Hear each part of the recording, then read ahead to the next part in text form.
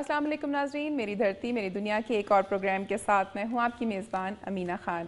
ناظرین، میری دھرتی میری دنیا کی ٹیم کی کوشش رہی ہے کہ عوامی مسائل، ملک کی تاریخ اور ثقافت کے تمام رنگوں کو پروگرام کا حصہ بنایا جائے، اور کسی حد تک تو ہم اس میں کامیاب رہے ہیں، تاہم اس میں مزید بہتری کی گنجائش موجود ہے اور ہم اسے مزید بہتر کرنے کے لیے کوشاں رہیں گے۔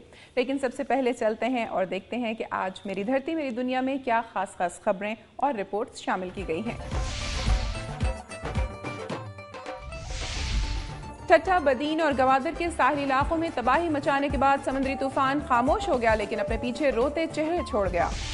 حیدرآباد کی جیلوں میں قیدیوں کو موبائل فون سمیت تمام سہولتیں میسر، جرائم میں اضافہ، جیلوں سے جگہ ٹیکس مانگا جانے لگا۔ سانگھڑ میں ای ڈی او ریونیو کے گھر سرے سے بجلی کا میٹر ہی نہیں، مین سپلائی سے ڈائریکٹ بجلی چوری کی جا رہی ہے۔ اودھ شریف کا بنیادی مرکز صحت بنیادی سہولتوں سے ہی محروم، شہری موت کے سائے میں علاج کروانے لگے۔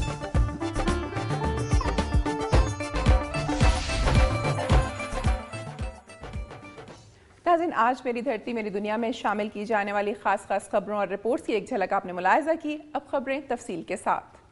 ٹھٹھہ، بدین اور گوادر کے ساحلی علاقوں میں تباہی مچانے کے بعد سمندری طوفان خاموش ہو گیا، لیکن اپنے پیچھے روتے ہوئے چہرے چھوڑ گیا۔ ٹھٹھہ، بدین، گوادر، پسنی اور جیونی میں سمندری طوفان اور بارشوں سے متاثرین اپنے اپنے گھروں کو پہنچ گئے۔ اجڑے گھر دیکھ کر اکثر خواتین اور بزرگ روتے رہے۔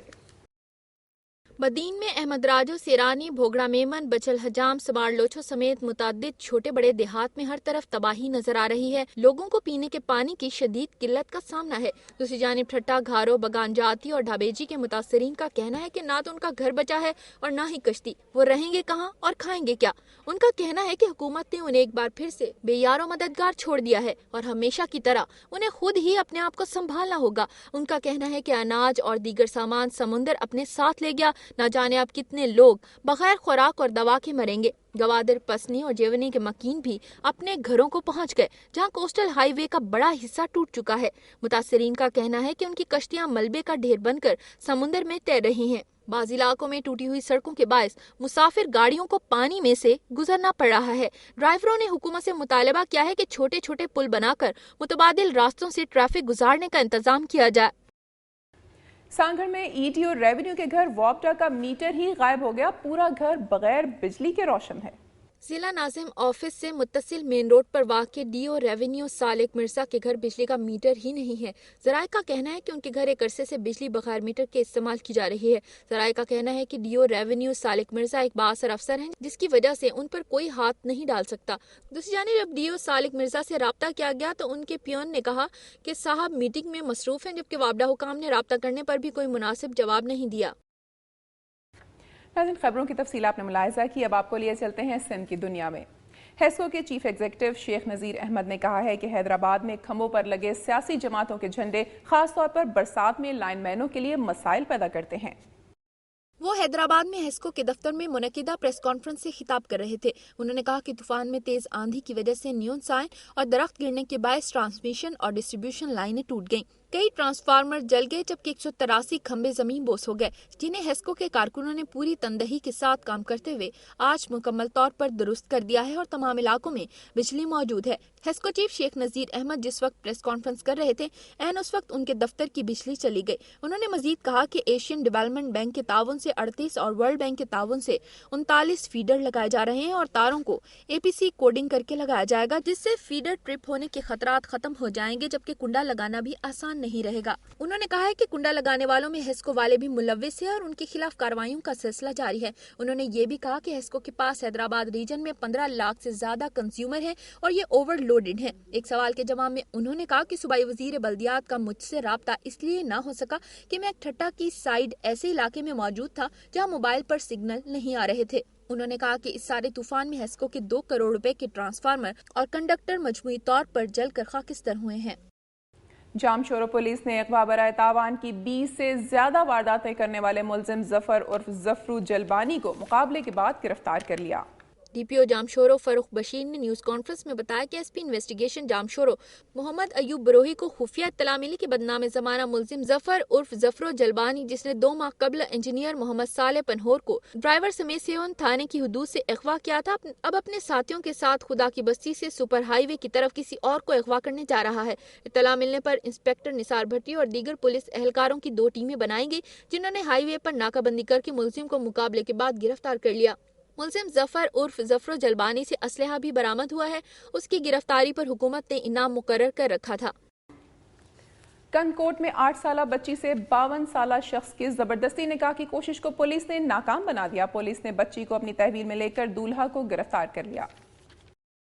बख्शापुर थाने के इंस्पेक्टर अली बख्श ढक्कन ने बताया कि पुलिस को जैसे ही 8 साला जहूरा बीबी के जबरदस्ती निकाह की इत्तला मिली तो कार्रवाई करते हुए उन्होंने दूल्हा अब्दुल वहाब डोमकी को हिरासत में ले लिया। उन्होंने मजीद बताया कि दोनों को DPO कश्मोर कंदकोट के सामने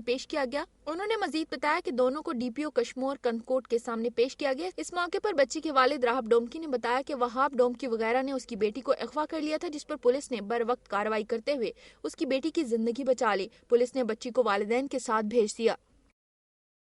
कंदकोट के नवाही गांव थाना 20 सेक्शन के हुदूद गांव रसूल बख्श भंगवार में स्याहकारी के देरीना तनाज़ गांव पर जदीद असलहे से लैस 10 से जायद मुसल्लह अफराद ने अचानक अलसुबह हमला कर दिया।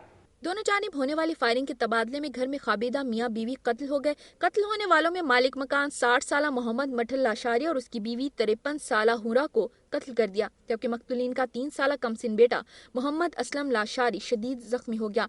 मुसल्लह अफराद के हमले के बाद गाँव वालों और मुसल्लह अफराद में फायरिंग का सिलसिला शुरू हो गया। 1 घंटे तक फायरिंग जारी रही। मकतूलीन और जख्मी को फायरिंग के बाद कंदकोट सिविल अस्पताल पहुंचाया गया, जबकि इत्तला के बावजूद पुलिस जाए वाक़िया पर नहीं पहुंची। जबकि मकतूलीन की लाशें बारिश थमने के बाद 9 बजे सिविल अस्पताल कंदकोट लाई गईं, जहां पर डॉक्टरों की जानिब से पोस्टमार्टम के बाद वरसा के हवाले कर दिया गया। पुलिस सराय ने बताया कि लाशारी बरादरी में यह वाक़िया सियाहकारी के देरीना तनाज़े का शाखसाना है।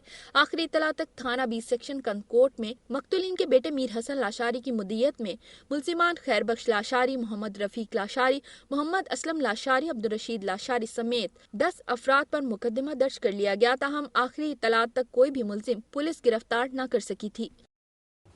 हैदराबाद की जेल में अक्सर कैदियों की तरफ से एहतजाज के वाक़यात सामने आते रहते हैं। जेलों को जराइम की यूनिवर्सिटियां कहा जाता है। जराइम पेशा अनासर के लिए जेल तफरीगा की हैसियत रखती है, क्योंकि जेलों में उन्हें तमाम तर सहूलतें दस्तियाब होती हैं। इन्हीं सहूलतों में एक मोबाइल फ़ोन की सहूलत भी है, जिसके ज़रिए ये जेल में होने के बावजूद हर किसी से राब्ते में रहते हैं। जेलों में रहते हुए अगवा बराए तावान और जगह टैक्स मांगे जाने के कई वाक़यात भी मंजर आम पर आ चुके हैं। इस बारे में मज़ीद तफसीलात के लिए देखते हैं हैदराबाद से सुल्तान जई की ये रिपोर्ट। मुल्क भर की जेलों की तरह हैदराबाद सेंट्रल जेल भी ऐसे कैदियों की जन्नत है जो न सिर्फ बड़े जराइम में मुलव्विस हैं, बल्कि अब भी जेलों से मोबाइल फ़ोन के ज़रिए वारदातों में कलीदी किरदार के हामिल नजर आते हैं। जेल इंतज़ामिया की जानिब से इन कैदियों को मोबाइल फ़ोन समेत वो तमाम सहूलियात मुयस्सर हैं जो शायद जेल के बाहर मुयस्सर ना हो सकें। सिर्फ बीवियों की फराहमी की कमी थी, सो वो भी सूबाई वजीर जेल खानाजात मुजफ्फर शिजरा ने ऐलान करके पूरी कर दी है। मुतअद्दिद बार ऑपरेशन की कोशिश की गई है, मगर कैदी सरापा एहतजाज बनकर बैरकों की छतों पर चढ़ जाते हैं और फिर मुज़ाकरात और मुआहदे होते हैं। चंद दिन बाद वही सूरत हाल हो जाती है और गुज़िश्ता 2 सालों से तो ये सूरत हाल और ख़तरनाक होती जा रही है। इस सिलसिले में DPO हैदराबाद भी मीडिया पर अपने ख्यालात का इजहार कर चुके हैं और IG सिंध गुलाम कादर थेबो बयानबाजी कर चुके हैं। लेकिन शायद जेलों का पूरा अमला कैदियों को मोबाइल फ़ोन और दीगर सहूलियात की फराहमी पर मामूर हो चुका है, जो शायद किसी सियासी दबाव के नतीजे में ख़तरनाक कैदियों के हाथों बेबस और जेलों में कैद मामूली जराइम में मुलव्विस और बग़ैर सज़ाओं के कैद मुल्ज़िमान को भी इन्हीं लाइनों पर चलने का रास्ता हमवार करता नजर आ रहा है। कैमरामैन आमिर जैदी के साथ सुल्तान जई, दुनिया न्यूज़, हैदराबाद। और नाज़रीन, अब वक्त हुआ है एक ब्रेक का, जिसके बाद आप देख सकेंगे खैबर एजेंसी की तारीख और यहाँ शहरियों को सहूलतों की अदम दस्तयाबी।